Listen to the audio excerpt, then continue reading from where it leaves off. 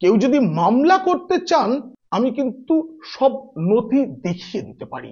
নমস্কার বন্ধুরা, আজ পিনাক কি বলছে শোনার আগে শুনতে হবে মুখ্যমন্ত্রী কি বলছেন, না কি বলেছেন, শুনুন। কিন্তু আপনারা অনেকেই জানেন না, ও রাজনীতি করে 2 বছর বয়স থেকে। ও রাজনীতি করে 2 বছর বয়স থেকে। শুনলেন, মাত্র 2 বছর বয়সে অভিষেক বন্দ্যোপাধ্যায় রাজনীতি শুরু করেন। বলেছেন কে? তৃণমূল নেত্রী তথা অভিষেক বন্দ্যোপাধ্যায়ের পিসি তথা রাজ্যের মুখ্যমন্ত্রী মমতা বন্দ্যোপাধ্যায়। আর আমি বলছি, পিনাক বলছে যখন ক্লাস 9-এ পড়েন তখন থেকেই অভিষেক বন্দ্যোপাধ্যায় ব্যবসা করতেন। কিসের ভিত্তিতে বলছে সব শোনাবো আপনাদের, কিন্তু সেটা শোনার আগে আপনাদের কাছে অনুরোধ, অনেকে আমার ভিডিও দেখছেন কিন্তু সাবস্ক্রাইব করছেন না, বিনা খরচে সাবস্ক্রাইব করুন, সেই সঙ্গে বেল আইকনে চাপ দিন, নিয়মিত নোটিফিকেশন পাবেন, লাইক দিন, কমেন্ট করুন। শুনুন পিনাক কি বলছেন। বন্ধুরা, এই কদিন আগেই সিবিআই যে কাকু মানে সুজয় ভদ্র, কালীঘাটের কাকু সুজয় ভদ্রর কণ্ঠস্বর ইত্যাদি সংক্রান্ত যে চার্জশিট আদালতে জমা দিয়েছে তাতে অভিষেক বন্দ্যোপাধ্যায়ের নাম আছে না, অভিষেক বন্দ্যোপাধ্যায়ের নামটি আছে, সেখানে উল্লেখ করা নেই এই অভিষেক বন্দ্যোপাধ্যায় ঠিক কে। কারণ সেখানে বলা হচ্ছে যে টাকা চাওয়া ইত্যাদি যে কথাবার্তা চলছে তাতে অভিষেক বন্দ্যোপাধ্যায় আছেন। এর প্রেক্ষিতে অভিষেক বন্দ্যোপাধ্যায়ের আইনজীবী মিডিয়াকে জানিয়েছেন যে তার ক্লায়েন্টের নামে মিথ্যে একটা অভিযোগ তোলা হচ্ছে, একটা ভাবমূর্তি নষ্টের চেষ্টা চলছে। স্বয়ং অভিষেক বন্দ্যোপাধ্যায়ও এই নিয়ে মুখ খুলেছেন। কিন্তু আমি বলছি, ডায়মন্ড হারবারের সাংসদ, তৃণমূল কংগ্রেসের সর্বভারতীয় সাধারণ সম্পাদক অভিষেক বন্দ্যোপাধ্যায় ক্লাস 9-এ পড়ার সময় থেকেই ব্যবসা করতেন। তার অনেক পরে সেই ব্যবসার ব্যাপ্তি ঘটেছে। কোথা থেকে বলছি? আছে, আমার কাছে নথি আছে, আপনাদের দেখাবো। আসলে কি জানেন তো, এই ইন্টারনেটের যুগটা এমন না, ধরুন আপনি কখনো কোনো ছবি ফেসবুকে হোক বা অন্য কোথাও পোস্ট করলেন, তারপর মনে হলো যে না, এটা দেওয়া ঠিক হয়নি, আপনি ডিলিট করে দিলেন, কিন্তু জানবেন সেটা ডিলিট হয় না, কোথাও না কোথাও এই অন্তর্জালে সেটা রয়ে যায়। ঠিক তেমন ভাবেই lipsandbounds.co.in নামে একটি ওয়েবসাইট তৈরি করা হয়েছিল। আমি সেই ওয়েবসাইটের লিঙ্ক আপনাদের বলবো না আমি কোথা থেকে পেয়েছি, তবে এটুকু আপনাদের দেখাবো যে কি কি ধরনের ব্যবসা করার জন্য এই সংস্থা তৈরি হয়েছিল। কিন্তু বন্ধুরা, সেখানে আমি যা পড়েছি দেখেছি সব কাগজ আমার কাছে আছে, আমি তাই কেউ যদি মামলা করতে চান আমি কিন্তু সব নথি দেখিয়ে দিতে পারি, কারণ মামলাটা আমার বিরুদ্ধে নয়, করতে হবে ওই ওয়েবসাইটের বিরুদ্ধে, যেখানে এখনো পর্যন্ত সমস্ত কিছু আর্কাইভ করে রাখা আছে। আমি সেই লিঙ্কে যাব, একটা একটা করে পাতা আপনাদের দেখাবো। বন্ধুরা, আপনারা কি জানেন অভিষেক বন্দ্যোপাধ্যায় কি খেতে ভালোবাসেন? অভিষেক বন্দ্যোপাধ্যায় কেমন গান শুনতে ভালোবাসেন? অভিষেক বন্দ্যোপাধ্যায়ের কোন কোন খেলার প্রতি আগ্রহ আছে? সব কিছু জানাবো আজ। সবকিছু লিখিত, লিপস অ্যান্ড বাউন্স লিখিতভাবে দিয়েছে, সেসবগুলো আপনাদের জানাবো। তাকে আপনাদের জানাই যে লিপস অ্যান্ড বাউন্স যখন তৈরি হয়েছে তখন 3টে উদ্দেশ্য বলা হয়েছে। There are only 3 things in business that makes money: innovation, quality and marketing. Everything else is cost.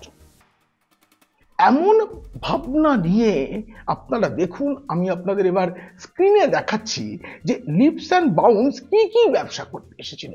দেখুন, Leaps and Bounds Foundation, Leaps and Bounds Estates, Leaps and Bounds Industries, Leaps and Bounds Ventures, Leaps and Bounds Consultancy, Leaps and Bounds Microfinance, Leaps and Bounds Insurance Solutions. Microfinance বন্ধু, যে ব্যবসা সারদা বা Rose Valley এরাও করতো বলে দাবি। যাতে বহু মানুষের অর্থ গেছে এমন ব্যবসার লক্ষ্য নিয়েই ওয়েবসাইটটা তৈরি করা হয়েছিল। এরপর কোনো কারণে এই lipsandbounce.co.in ওয়েবসাইটটা ডিলিট করে দেওয়া হয়। ভারতের মানে কেন্দ্রীয় সরকারের যে কর্পোরেট বিষয়ক মন্ত্রক, সেখানে লিপস অ্যান্ড বাউন্সের যাবতীয় তথ্য রয়েছে। সেই তথ্যের মধ্যে এই ওয়েবসাইটের লিঙ্কটা দেওয়া হয়েছে, কিন্তু আপনি লিঙ্কটা ক্লিক করে কোথাও যেতে পারবেন না, কারণ এই ওয়েবসাইটটাকে মুছে দেওয়া হয়েছিল। কিন্তু আগেই বলেছি, অন্তর্জাল ইন্টারনেট না সব কিছু আর্কাইভ করে রাখে। সেই আর্কাইভ থেকে একটা অদ্ভুত জিনিস পেয়েছি, আপনাদের একটু শোনাতেই হবে সেটা।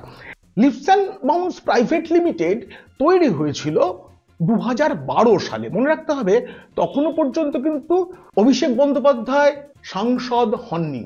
এবং মনে রাখতে হবে যে 2012 সালের 19শে এপ্রিল যেদিনকে ডেট অফ ইনকর্পোরেশন, এই কোম্পানি যেদিনকে তৈরি হলো, তখনকার কত টাকা, তার কি ছিল, ক্যাপিটাল কত ছিল, কি ছিল, সব কিছু এগুলো আপনারা একটু গুগল সার্চ করলেই পেয়ে যাবেন। কর্পোরেট অ্যাফেয়ার্স ডিপার্টমেন্টের সাইটে গেলেও তো সবটা দেখতে পাবেন, কারা ডিরেক্টর আছেন, কারা কি পদে আছেন ইত্যাদি সব দেখতে পাবেন। কিন্তু সেখানে গেলে এটা দেখতে পারবেন না যেটা আমি আপনাদের দেখাতে চলেছি, যে ক্লাস 9-এ পড়ার সময়ই অভিষেক বন্দ্যোপাধ্যায় ব্যবসা করেছেন। হ্যাঁ, স্পষ্ট করে বলা হচ্ছে বন্ধু।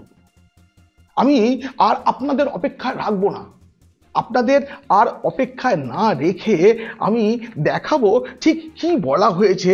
সেই কাগজটা আমার হাতে রয়েছে, আমি আপনাদের স্ক্রিনেও সেই কাগজটা দেখাতে চাই, আপনারা দেখুন তাতে কি লেখা রয়েছে। সেখানে আওয়ার লিডারশিপ বলে Abhishek Bandyopadhyay CMD, chief managing director পদের উল্লেখ করে সেখানে বলা হয়েছে উনি একজন ফার্স্ট জেনারেশন এন্টারপ্রেনার, মানে ওনার পরিবারের আর কেউ কখনো শিল্পপতি হননি, শিল্পের উদ্যোগ নেননি, অথচ তিনি প্রথম প্রজন্মের একজন শিল্পোদ্যোগী হিসেবে ক্লাস 9-এ পড়ার সময় থেকেই বাণিজ্য বা ব্যবসার সঙ্গে যুক্ত। একদম পরিষ্কার বলে দেওয়া হয়েছে, as a first generation entrepreneur he ventured into the world of business at the age of 15। বন্ধুরা, আপনারা জানেন যে অভিষেক বন্দ্যোপাধ্যায় প্রথমে কলকাতায় পড়াশোনা করেছেন, তারপর দিল্লিতে গিয়ে বিবিএ করেছেন, তারপরে এমবিএ করেছেন, এবং তিনি কিছুদিন চাকরি করেছিলেন ভারত ফোর্জ বলে একটি সংস্থায়।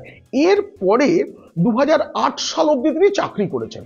বলা হচ্ছে এরপরে 2009 সালে এসেই তিনি ব্যবসা শুরু করেন। যে 2009 সাল থেকে তিনি মানে ওয়ার্ল্ড অফ বিজনেসে অংশ নিলেন, এই সময় তিনি কি কি করলেন তার উল্লেখ অবশ্য কোথাও নেই।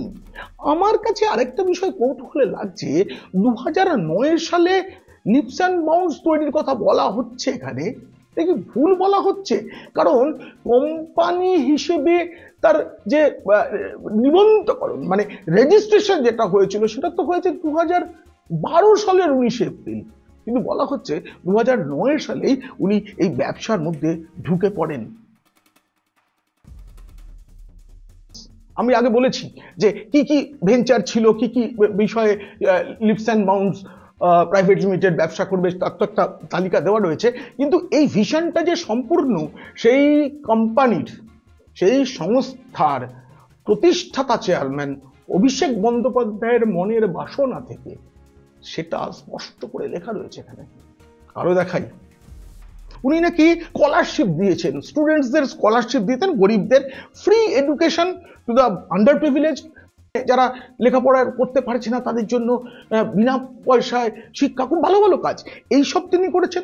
এছাড়াও ওখানে বলা হচ্ছে উনি নাকি চাইনিজ এবং থাই খাবার খুব খেতে ভালোবাসেন, এটাও ওয়েবসাইটে উল্লেখ করা আছে, আপনাদের দেখাচ্ছি, আপনারা দেখুন এই জায়গাটা দেখুন, এই যে Chinese and Thai cuisines loves listening to ghazals. ঠিক আছে, আসল জিনিসটা আমি দেখাবো আপনাদের। এখানে বলা হচ্ছে এমপি বিড়লা ফাউন্ডেশন থেকে হায়ার সেকেন্ডারি পাস করলেন উনি, তারপরে তিনি নিউ দিল্লিতে চলে গেলেন, সেখানে গিয়ে ডিগ্রি নিলেন এবং 3টি খেলার সঙ্গে তার যোগাযোগ ছিল: ক্রিকেট, টেনিস এবং golf. CMD leaps and bounds সেই সংস্থার প্রধান এবং প্রতিষ্ঠাতা director Abhishek Bandyopadhyay cricket, tennis এবং গলফ খেলার প্রতি আগ্রহী। যদিও আমরা সেই ধরনের কোনো কাজকর্ম এখন দেখি না, বরং দেখেছি যে তিনি একটা ফুটবল টিম তৈরি করেছেন। বন্ধুরা, আজকে যদি অস্বীকার করা হয় যেগুলো নয়, এগুলো ঠিক নয়, দেখুন এখানে এই যে একটা টুইটারের ডেস্টিনেশন দেওয়া রয়েছে, আমরা দেখুন এই যেখানটা ক্লিক করলাম, কি খুললো দেখুন, এই দেখুন অভিষেক বন্দ্যোপাধ্যায় পোস্ট করছেন। একই সঙ্গে বন্ধু এখানে অভিষেক বন্দ্যোপাধ্যায়ের সেই সময়কার লিপস অ্যান্ড বাউন্ডসের কোম্পানির যে মেইল অ্যাকাউন্ট, ইমেল অ্যাকাউন্ট, সেটাও দেওয়া রয়েছে।